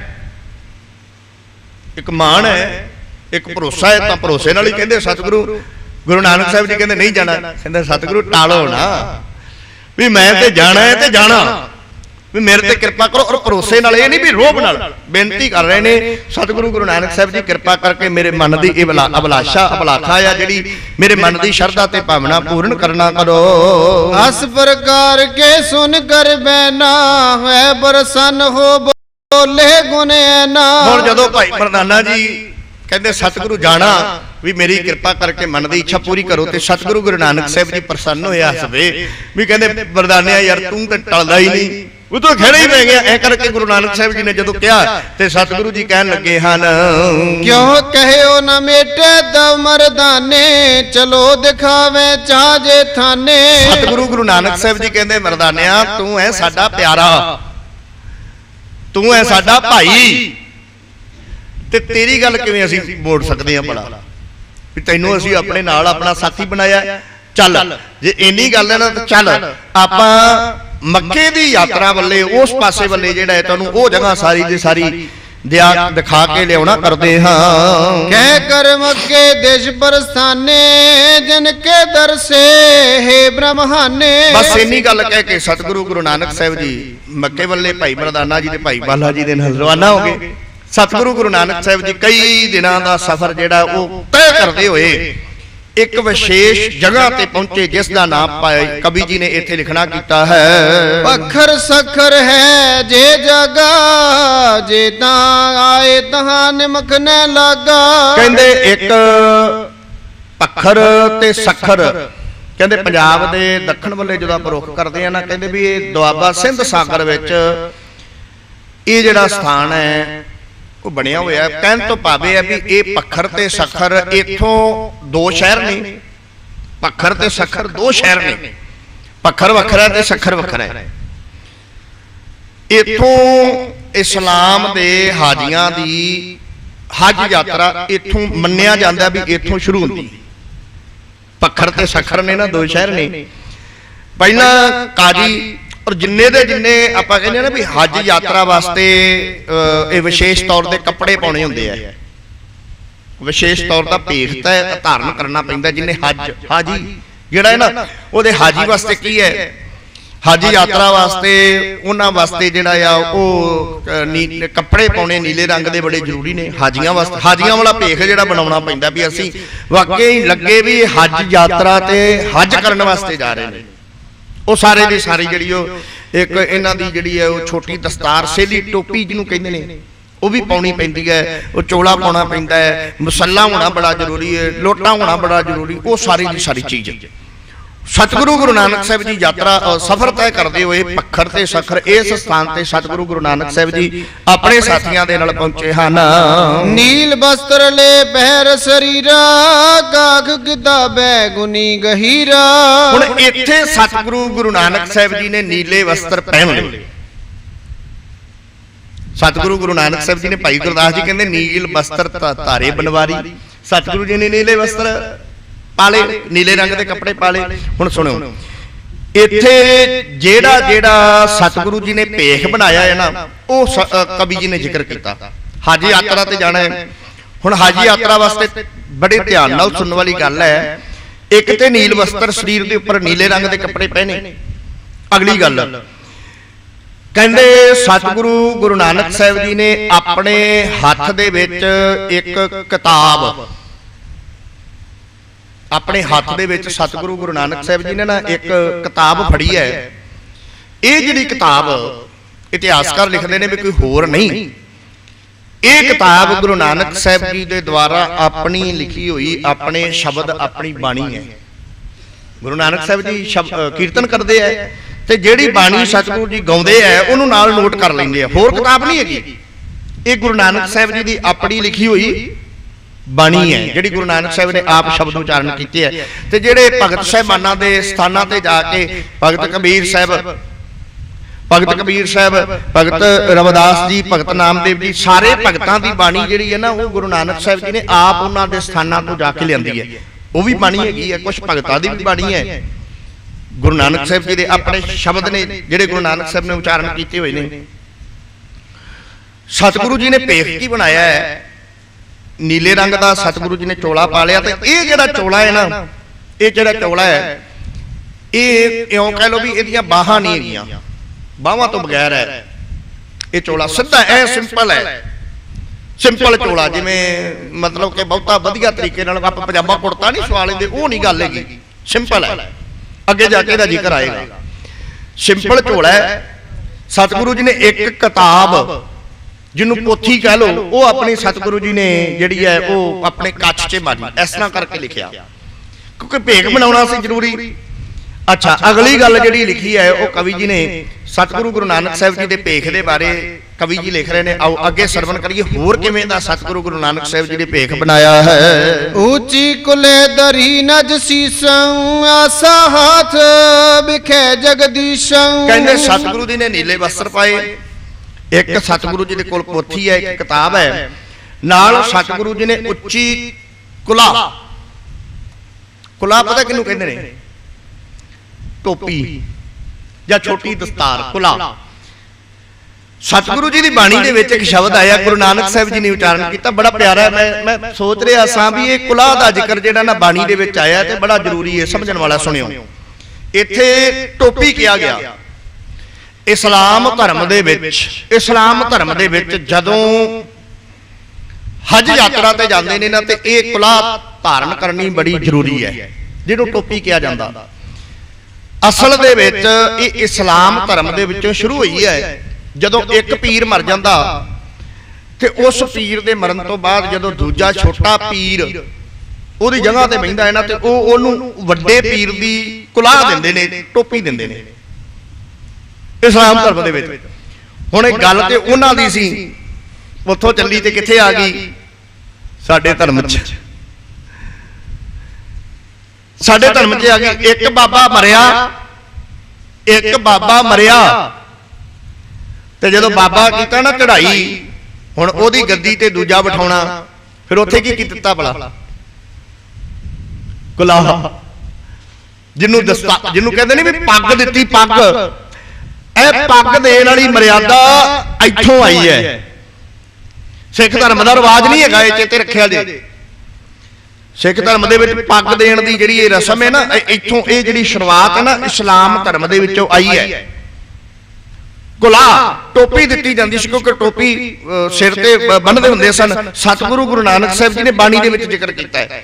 ਹੁਣ ਜੀ ਆਪਾਂ ਆਮ ਤੌਰ ਤੇ ਵੇਖਦੇ ਆ ਵੀ ਇੱਕ ਡੇਰੇਦਾਰ ਚੜ੍ਹਾਈ ਕੀਤਾ ਤੇ ਉਹਦੇ ਥਾਂ ਤੇ ਜਦੋਂ ਦੂਜੇ ਡੇਰੇਦਾਰ ਨੂੰ ਬਿਠਾਉਣਾ ਹੁੰਦਾ, ਉੱਥੇ ਬੜਿਆਂ ਸੰਪਰਦਾਵਾਂ ਦੇ ਵੱਲੋਂ, ਬੜੇ ਲੋਕਾਂ ਦੇ ਵੱਲੋਂ ਦਸਤਾਰਾਂ ਦਿੱਤੀਆਂ ਜਾਂਦੀਆਂ ਵੀ ਇਹ ਸਾਡੀ ਸੰਪਰਦਾ ਦੇ ਵੱਲੋਂ, ਸਾਡੇ ਵੱਲੋਂ ਪੱਗ ਜੀ ਇਸ ਨੂੰ। ਕਿਉਂ ਪੱਗ ਕਿਉਂ ਬਈ? ਕਿਉਂਕਿ ਇਹ ਇੱਥੇ ਇਹਦੇ ਵੱਡੇ ਬਾਬੇ ਦੀ ਥਾਂ ਤੇ ਇਹ ਬੈਠਾ ਵੀ ਅਸੀਂ ਇਹਦੀ ਹਮਾਇਤ ਦੇ ਵਿੱਚ ਆ। ਸਤਿਗੁਰੂ ਜੀ ਬਾਣੀ ਦੇ ਵਿੱਚ ਕਹਿੰਦੇ, ਗੁਰੂ ਨਾਨਕ ਸਾਹਿਬ ਜੀ, ਮੈਂ ਤਾਂ ਬੇਨਤੀ ਕਰਨ ਲੱਗਿਆ, ਮਾਲਕ ਜੀ ਕਹਿੰਦੇ ਨੇ ਕੁੱਲਾਂ ਦਿੰਦੇ ਬਾਬਲੇ। ਬਾਬਲੇ ਦਾ ਮਤਲਬ ਕੀ ਹੈ? ਕਮਲੇ। ਉਹ ਗੁਰਬਾਣੀ ਗੁਰੂ ਨਾਨਕ ਸਾਹਿਬ ਜੀ ਕੁਝ ਹੋਰ ਕਹਿ ਰਹੇ ਨੇ, ਗੁਰੂ ਗ੍ਰੰਥ ਸਾਹਿਬ ਦੀ ਹਜ਼ੂਰੀ 'ਚ ਕੀਤਾ ਕੁਝ ਹੋਰ ਜਾ ਰਿਹਾ। ਸਾਨੂੰ ਗੁਰੂ ਨਾਨਕ ਸਾਹਿਬ ਪੁੱਛੇਗਾ ਨਾ, ਉਹ ਮੈਂ ਤੇ ਇਹ ਗੱਲ ਕਹਿ ਕੇ ਗਿਆ ਤੁਹਾਨੂੰ, ਕੁੱਲਾਂ ਦਿੰਦੇ ਬਾਬਲੇ ਉਹ ਕਮਲੇ ਨੇ ਜਿਹੜੇ ਇੱਕ ਦੂਜੇ ਨੂੰ ਪੱਗਾਂ ਦਿੰਦੇ ਪਏ ਨੇ, ਦਸਤਾਰਾਂ ਦਿੰਦੇ ਪਏ ਨੇ। ਅੱਗੇ ਕੀ ਕਿਹਾ? ਕਹਿੰਦੇ ਦੇਣ ਵਾਲੇ ਕਮਲੇ ਨੇ ਤੇ ਲੈਣ ਵਾਲੇ ਉਸ ਤੋਂ ਵੀ ਵੱਡੇ ਬਸ਼ਰਮ। ਇਹ ਨਾ ਕਹੋ ਜੇ ਭਾਈ ਸਾਹਿਬ ਤੁਸੀਂ ਇਹ ਗੁਰੂ ਦੀ ਜੂਰੀ ਚ ਕੀ ਕਹਿੰਦੇ ਪਏ ਜੇ, ਮੈਂ ਆਪਣੇ ਕੋਲੋਂ ਨਹੀਂ ਕਹਿੰਦਾ, ਮੈਂ ਗੁਰਬਾਣੀ ਦਾ ਸ਼ਬਦ ਸਤਿਗੁਰੂ ਗੁਰੂ ਨਾਨਕ ਸਾਹਿਬ ਜੀ ਦਾ ਸ਼ਬਦ ਹੈ, ਸ਼ਲੋਕ ਮਹਲਾ ਪਹਿਲਾ ਹੈ ਤੇ 1286 ਅੰਗ ਦੇ ਉੱਪਰ ਇਹ ਸਭਾਇਮਾਨ ਹੈ ਗੁਰੂ ਗ੍ਰੰਥ ਸਾਹਿਬ ਜੀ ਦੇ ਵਿੱਚ, ਪੜ੍ਹ ਲਿਓ ਜੇ। ਕੀ ਕਿਹਾ? ਸਤਿਗੁਰੂ ਨੇ ਕਹਿੰਦੇ ਕੁੱਲਾਂ ਦਿੰਦੇ ਬਾਬਲੇ, ਪੱਗਾਂ ਦਿੰਦੇ ਨੇ ਕਮਲੇ ਤੇ ਲੈਂਦੇ ਵੱਡੇ ਨਿਲੱਜ। ਨਿਲੱਜ ਕਿਹਨੂੰ ਕਹਿੰਦੇ ਨੇ? ਬਸ਼ਰਮ ਨੂੰ।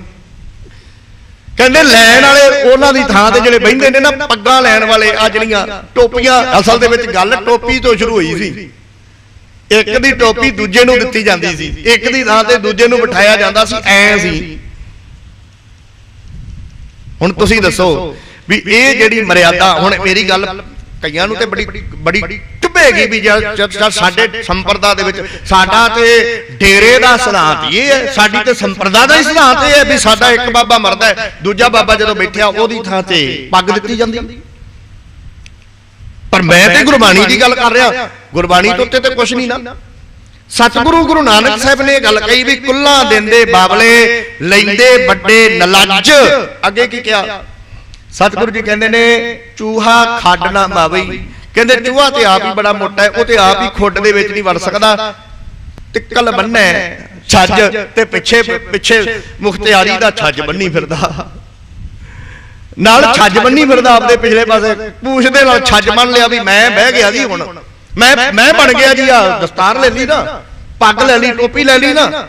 ਫਿਰ ਸੁਣਿਓ, ਮੈਂ ਇੱਕ ਵਾਰੀ ਹੋਰ ਪੜ੍ਹਦੇ ਆ ਤਾਂ ਕਿ ਗੱਲ ਸਮਝ ਆ ਜੇ। ਕੁੱਲਾਂ ਇੱਥੇ ਗੱਲ ਚੱਲੀ ਸੀ ਵੀ ਜਿਹੜੇ ਗੁਰੂ ਨਾਨਕ ਸਾਹਿਬ ਜੀ ਉੱਥੇ ਹੱਜ ਯਾਤਰਾ ਤੇ ਜਾਣ ਲੱਗੇ ਆ, ਟੋਪੀ ਜਿਹੜੀ ਕੁਲਾ ਇਸਲਾਮ ਦੇ ਵਿੱਚ ਧਾਰਨ ਕੀਤੀ ਜਾਂਦੀ, ਗੁਰਬਾਣੀ ਦੇ ਵਿੱਚ ਵੀ ਬਚਨ ਆਏ। ਗੁਰੂ ਨਾਨਕ ਸਾਹਿਬ ਜੀ ਕਹਿੰਦੇ ਇਹ ਇੱਕ ਦੂਜੇ ਨੂੰ ਜਿਹੜੀਆਂ ਟੋਪੀਆਂ ਦੇਣ ਵਾਲਾ ਰੁਝਾਨ ਹੈ ਨਾ, ਗੁਰੂ ਨਾਨਕ ਸਾਹਿਬ ਜੀ ਕਹਿੰਦੇ ਬਿਲਕੁਲ ਗਲਤ ਹੈ। ਗੱਦੀਆਂ ਦੇਣ ਵਾਲਾ ਕਹਿ ਲੋ। ਕੁੱਲਾਂ ਦਿੰਦੇ ਬਾਬਲੇ, ਲੈਂਦੇ ਵੱਡੇ ਨਿਲੱਜ। ਅੱਗੇ ਕਿਹਾ ਚੂਹਾ ਖੱਡ ਨਾ ਮਾਵਈ।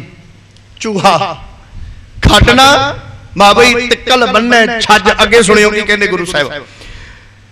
ਬਲਕਿ ਜੀ ਕਹਿੰਦੇ ਜਦੋਂ ਦਿੰਦੇ ਨੇ ਨਾ ਪੱਗ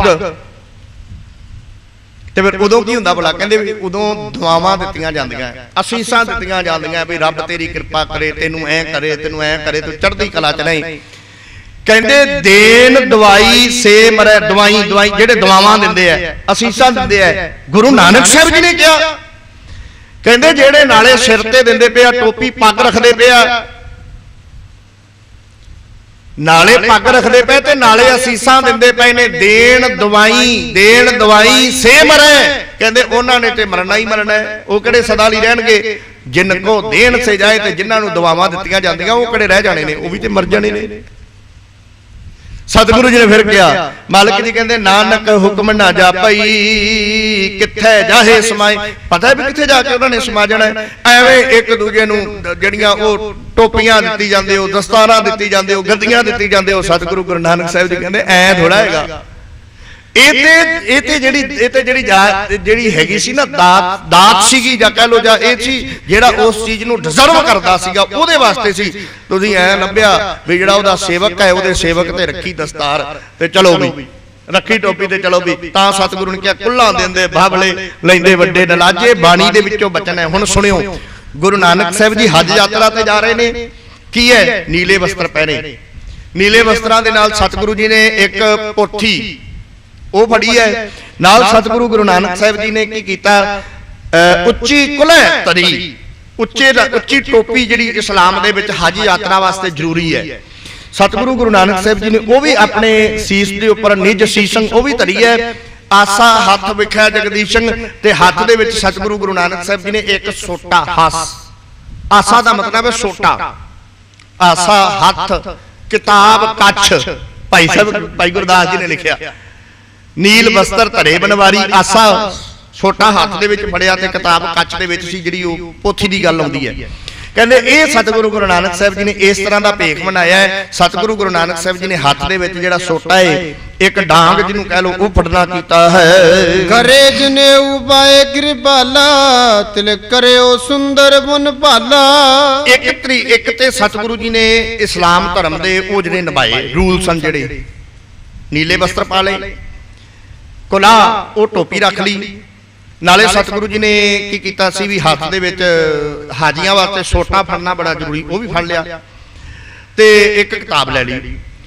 ਅਗਲੀ ਗੱਲ ਕਵੀ ਜੀ ਨੇ ਲਿਖਿਆ ਵੀ ਸਤਿਗੁਰੂ ਗੁਰੂ ਨਾਨਕ ਸਾਹਿਬ ਜੀ ਨੇ ਇੱਕ ਉੱਥੇ ਲੈ ਕੇ ਜਨੇਊ ਪਾ ਲਿਆ। ਇਹਦਾ ਮਤਲਬ ਇਹ ਹੈ ਵੀ ਪਹਿਲਾਂ ਸਤਿਗੁਰੂ ਨੇ ਜਨੇਊ ਨਹੀਂ ਪਾਇਆ, ਕਿਉਂਕਿ ਵੇਖੋ 9 ਸਾਲ ਦੀ ਉਮਰ 'ਚ ਪੰਡਤ ਹਰਦਿਆਲ ਨੂੰ ਰੋਕਤਾ ਸੀ। ਸਤਿਗੁਰੂ ਕਹਿੰਦੇ ਤੇਰਾ ਜਨੇਊ ਨਹੀਂ ਪਾਉਣਾ। ਦਇਆ ਕਪਾ ਸੰਤੋਖ ਸੂਤ ਜੱਟ ਗੰਢੀ ਸਤਵਤ ਵਟ ਇਹ ਜਨੇਊ ਜੀ ਕਾ ਹੀ ਤਾਂ ਪਾਂਡੇ ਘੱਟ, ਅਸੀਂ ਇਹ ਗਾ ਤੇ ਪਾ ਦੇ, ਨਹੀਂ ਤਾਂ ਨਹੀਂ।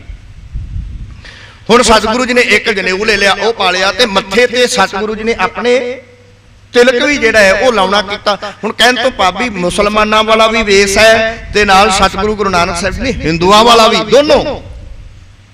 ਹੁਣ ਇਸੇ ਕਰਕੇ ਜਦੋਂ ਹਿੰਦੂ ਤੇ ਮੁਸਲਮਾਨ ਦੋਨੋਂ ਇਕੱਠੇ ਵੇਖੇ ਨਾ, ਉਹਨਾਂ ਨੇ ਤਾਂ ਹੀ ਕਿਹਾ ਗੁਰੂ ਨਾਨਕ ਸਾਹਿਬ ਜੀ ਨੂੰ, ਦੱਸੋ ਪੁੱਛਣ ਖੋਲ ਕਿਤਾਬ ਨੂੰ, ਦੱਸੋ ਜੀ ਹਿੰਦੂ ਵੱਡਾ ਕਿ ਮੁਸਲਮਾਨ? ਤਾਂ ਹੀ ਕਿਹਾ ਸੀ ਨਾ, ਅੱਗੇ ਜਾ ਕੇ ਸਾਂਝਾ ਕਰਾਂਗੇ ਆਪਾਂ।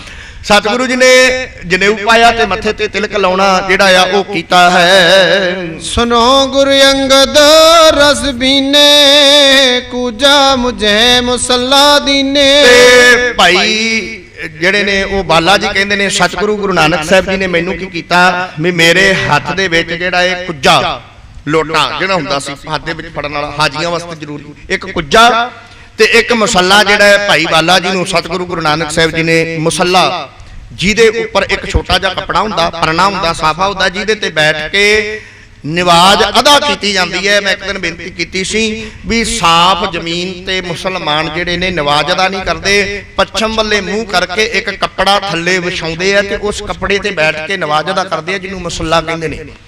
ਕਹਿੰਦੇ ਵੀ ਉਹ ਮੁਸੱਲਾ ਜਿਹੜਾ ਭਾਈ ਬਾਲਾ ਜੀ ਨੂੰ ਸਤਿਗੁਰੂ ਜੀ ਨੇ ਬਣਾਉਣਾ ਕੀਤਾ ਹੈ।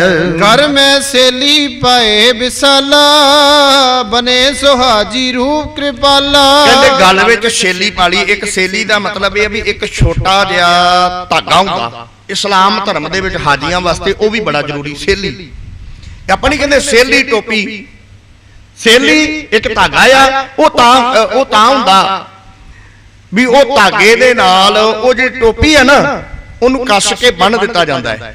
ਕਿਉਂ ਭਲਾ? ਇਹ ਵੀ ਬੜਾ ਜ਼ਰੂਰੀ ਹੈ। ਕਿਉਂ ਭਲਾ? ਕਿਉਂਕਿ ਅਰਬ ਕੰਟਰੀਆਂ ਦੇ ਵਿੱਚ ਹਵਾ ਬੜੀ ਤੇਜ਼ ਚੱਲਦੀ ਹੈ, ਤੂਫਾਨ ਚੱਲਦਾ। ਉਹ ਸੇਲੀ ਜਿਹੜੀ ਹੁੰਦੀ ਨਾ ਉਹਦੇ ਨਾਲ ਉਹ ਟੋਪੀ ਐ ਕੱਸ ਕੇ ਬੰਨ ਦਿੰਦੇ ਆ ਵੀ ਉੱਡੇ ਨਾ, ਉਹ ਉੱਡੇ ਨਾ। ਹਾਜੀਆਂ ਵਾਸਤੇ ਉਹ ਸੇਲੀ ਵੀ ਬੜੀ ਜ਼ਰੂਰੀ ਹੈ। ਉਹ ਇੱਕ ਛੋਟਾ ਜਿਹਾ ਧਾਗਾ ਹੁੰਦਾ ਹੈ, ਉਹਨੂੰ ਵੱਟਿਆ ਜਾਂਦਾ ਤੇ ਉਹ ਸਿਰ ਦੇ ਉੱਪਰ ਟੋਪੀ ਦੇ ਉੱਪਰ ਵਲਿਆ ਜਾਂਦਾ ਹੈ ਤਾਂ ਕਿ ਪੱਗ ਕੱਸੀ ਰਵੇ। ਇਸ ਕਰਕੇ ਸਤਿਗੁਰੂ ਜੀ ਨੇ ਕੀ ਕੀਤਾ, ਹੁਣ ਸਮਝਿਓ, ਕੱਪੜੇ ਵੀ ਪਾ ਲਏ, ਕਿਤਾਬ ਵੀ ਲੈ ਲਈ, ਸਤਿਗੁਰੂ ਜੀ ਨੇ ਡੰਡਾ ਵੀ ਸੋਟਾ ਵੀ ਹੱਥ ਦੇ ਵਿੱਚ ਫੜ ਲਿਆ, ਜਨੇਊ ਵੀ ਪਾ ਲਿਆ, ਤਿਲਕ ਵੀ ਲਾ ਲਿਆ, ਸਤਿਗੁਰੂ ਜੀ ਨੇ ਮੁਸੱਲਾ ਵੀ ਲੈ ਲਿਆ, ਲੋਟਾ ਵੀ ਲੈ ਲਿਆ। ਸਤਿਗੁਰੂ ਗੁਰੂ ਨਾਨਕ ਸਾਹਿਬ ਜੀ ਨੇ ਕੀ ਕੀਤਾ ਵੀ ਉਹ ਸੇਲੀ ਵੀ ਜਿਹੜੀ ਸਤਿਗੁਰੂ ਜੀ ਨੇ ਆਪਣੇ ਸਿਰ ਦੇ ਉੱਪਰ ਅਸੀਸ ਤੇ ਪੱਗ ਤੇ ਬੰਨ ਲਈ ਤੇ ਨਾਲ ਹੁਣ ਸਤਿਗੁਰੂ ਗੁਰੂ ਨਾਨਕ ਸਾਹਿਬ ਜੀ ਨੇ ਹਾਜੀਆਂ ਵਾਲਾ ਸਾਰੇ ਦਾ ਸਾਰਾ ਜਿਹੜਾ ਰੂਪ ਹੈ ਉਹ ਧਾਰਨ ਕੀਤਾ ਹੈ। ਕੌਤਕ ਹਿਤ ਜੇ ਰੂਪ ਬਣਾਏ, ਹਿੰਦੂ ਤੁਰਕ ਨਾ ਜਾਤ ਲਖਾਏ। ਇਹੋ ਜਿਹਾ ਕੌਤਕ ਸਤਿਗੁਰੂ ਜੀ ਨੇ ਕੀਤਾ ਹੈ। ਗੁਰੂ ਨਾਨਕ ਸਾਹਿਬ ਜੀ ਜਾ ਰਹੇ ਨੇ, ਕਹਿੰਦੇ ਹਿੰਦੂ ਨੇ ਕਿ ਮੁਸਲਮਾਨ ਨੇ, ਕਹਿੰਦੇ ਸਮਝ ਨਹੀਂ ਆਉਂਦੀ ਵੀ ਗੁਰੂ ਨਾਨਕ ਸਾਹਿਬ ਜੀ ਨੇ ਕਿਹੜਾ ਰੂਪ ਧਾਰਨ ਕੀਤਾ ਹੈ। ਅੱਧੇ ਹਿੰਦੂ ਨਜ਼ਰ ਆਉਂਦੇ ਪਏ ਨੇ ਤੇ ਅੱਧੇ ਮੁਸਲਮਾਨ ਨਜ਼ਰ ਆਉਂਦੇ ਪਏ ਨੇ, ਵਿਚਾਲਾ ਜਿਹਾ ਕੰਮ ਹੈ। ਹੁਣ ਜਦੋਂ ਸਤਿਗੁਰੂ ਜੀ ਨੇ ਇਹ ਭੇਖ ਧਾਰਨ ਕੀਤਾ ਤੇ ਸਤਿਗੁਰੂ ਗੁਰੂ ਨਾਨਕ ਸਾਹਿਬ ਜੀ ਜਿਹੜੇ ਨੇ ਪੱਖਰ ਸਖਰ ਦੇ ਸਥਾਨ ਤੇ ਪਹੁੰਚੇ ਹੈ, ਇੱਥੇ ਹੁਣ ਜਦੋਂ ਇਹੋ ਜਿਹਾ ਵੇਸ ਗੁਰੂ ਨਾਨਕ ਸਾਹਿਬ ਜੀ ਨੇ ਧਾਰਨ ਕਰ ਲਿਆ ਤੇ ਹੁਣ ਅੱਗੇ ਸਤਿਗੁਰੂ ਜੀ ਨੂੰ ਕੌਣ ਮਿਲਦਾ ਹੈ? ਕਿਉਂਕਿ ਇੱਥੇ ਸੁਭਾਵਿਕ ਜੀ ਗੱਲ ਹੈ, ਹੱਜ ਕਰਨ ਚੱਲੇ ਨੇ ਤੇ ਕਾਜ਼ੀਆਂ ਦੇ ਨਾਲ, ਮੁਲਾਣਿਆਂ ਦੇ ਨਾਲ ਸਤਿਗੁਰੂ ਜੀ ਦੀ ਮੁਲਾਕਾਤ ਹੋਣੀ ਹੈ। ਉਹ ਕਾਜ਼ੀ ਕਿਹੜੇ ਆ, ਉਹ ਮੁੱਲਾ ਕਿਹੜੇ ਆ? ਸਤਿਗੁਰੂ ਜੀ ਦਾ ਸਰੂਪ ਵੇਖ ਕੇ ਹੀ ਸਵਾਲ ਪੈਦਾ ਹੁੰਦੇ ਆ। ਕਹਿਣ ਤੋਂ ਭਾਵ ਗੁਰੂ ਨਾਨਕ ਸਾਹਿਬ ਨੇ ਪਹਿਲਾਂ ਭੇਖ ਹੀ ਇਹੋ ਜਿਹਾ ਬਣਾ ਲਿਆ ਵੀ ਅਗਲਾ ਵੇਖ ਕੇ ਹੀ ਸਵਾਲ ਕਰੇ। ਗੁਰੂ ਨਾਨਕ ਸਾਹਿਬ ਜੀ ਕਹਿੰਦੇ ਮੈਨੂੰ ਦੱਸਣ ਦੀ ਲੋੜ ਹੀ ਨਾ ਪਵੇ, ਅਗਲਾ ਮੈਨੂੰ ਵੇਖੇ ਤੇ ਮੈਨੂੰ ਪੁੱਛੇ। ਹੁਣ ਜਦੋਂ ਉਹਨਾਂ ਨੇ ਗੁਰੂ ਨਾਨਕ ਸਾਹਿਬ ਜੀ ਨੂੰ ਵੇਖਣਾ ਤੇ ਹੈਰਾਨ ਹੋਣਾ ਵੀ ਇਹ ਕੀ ਗੱਲ ਵੀ ਇਹੋ ਜਿਹਾ ਤਾਂ ਕਦੀ ਵੇਖਿਆ ਹੀ ਨਹੀਂ, ਅੱਧਾ ਕਿ ਹਿੰਦੂ ਹੈ ਤੇ ਅੱਧਾ ਕਿ ਮੁਸਲਮਾਨ ਹੈ, ਨਾ ਇੱਧਰ ਹੈ ਨਾ ਇੱਧਰ ਹੈ। ਸਵਾਲ ਕਰਦੇ ਆ। ਫਿਰ ਸਤਿਗੁਰੂ ਜੀ ਉਹਨਾਂ ਨੂੰ ਕੀ ਜਵਾਬ ਦਿੰਦੇ ਆ, ਕਿਵੇਂ ਦੀ ਉਹ ਵਿਚਾਰ ਚਰਚਾ ਹੈ, ਸਤਿਗੁਰੂ ਜੀ ਦੀ ਹੱਜ ਯਾਤਰਾ ਕਿਵੇਂ ਦੀ ਹੈ। ਬੜਾ ਪਵਿੱਤਰ ਇਤਿਹਾਸ ਹੈ। ਮੈਂ ਇਹ ਨੁਕਤੇ ਤਾਂ ਵਿੱਚ ਸਾਂਝੇ ਕਰਦਾ ਰਹਿਣਾ ਵਾਂ ਤਾਂ ਕਿ ਅਸੀਂ ਕਿਸੇ ਚੀਜ਼ ਤੋਂ ਰਹਿ ਨਾ ਜਾਈਏ ਵੀ ਭਾਈ ਸਾਹਿਬ ਇਸ ਚੀਜ਼ ਦੀ ਸਮਝ ਨਹੀਂ ਆਈ। ਉਹ ਤਾਂ ਕਰਕੇ ਥੋੜਾ ਜਿਹਾ ਖੁੱਲ ਕੇ ਦੱਸਣਾ ਪੈਂਦਾ ਹੈ ਵੀ ਕੁੱਲਾ ਕੀ ਹੈ, ਸੇਲੀ ਕੀ ਹੈ, ਤੇ ਉਹ ਸਾਰੇ ਦੀ ਸਾਰੀ ਗੱਲ ਜਿਵੇਂ ਹੱਥ ਦੇ ਵਿੱਚ ਕਿਤਾਬ ਹੈ। ਹੁਣ ਸਾਨੂੰ ਕੀ ਪਤਾ ਵੀ ਕਿਹੜੀ ਕਿਤਾਬ ਫੜੀ ਹੈ, ਉਹ ਗੁਰੂ ਨਾਨਕ ਸਾਹਿਬ ਜੀ ਦੀ ਦੁਆਰਾ ਉਚਾਰਨ ਕੀਤੀ ਹੋਈ ਬਾਣੀ ਸੀ। ਮਾਲਕ ਜੀ ਹਰ ਸਮੇਂ ਉਸ ਬਾਣੀ ਨੂੰ, ਉਹਨਾਂ ਸ਼ਬਦਾਂ ਨੂੰ ਆਪਣੇ ਨਾਲ ਰੱਖਦੇ ਸਨ। ਗੁਰੂ ਕਿਰਪਾ ਕਰੇ, ਬੜਾ ਪਿਆਰਾ ਇਤਿਹਾਸ ਹੈ। ਆਉਣ ਵਾਲੇ ਦੀਵਾਨਾਂ ਵਿੱਚ ਇਸੇ ਤਰ੍ਹਾਂ ਆਪਾਂ ਗੁਰੂ ਦੀ ਕਿਰਪਾ ਨਾਲ ਸਾਂਝਾ ਕਰਦੇ ਰਵਾਂਗੇ। ਹੋਈਆਂ ਭੁੱਲਾਂ ਲਈ ਮੁਆਫੀ ਫਤਿਹ ਬੁਲਾਓ। ਵਾਹਿਗੁਰੂ ਜੀ ਕਾ ਖਾਲਸਾ, ਵਾਹਿਗੁਰੂ ਜੀ ਕੀ ਫਤਿਹ।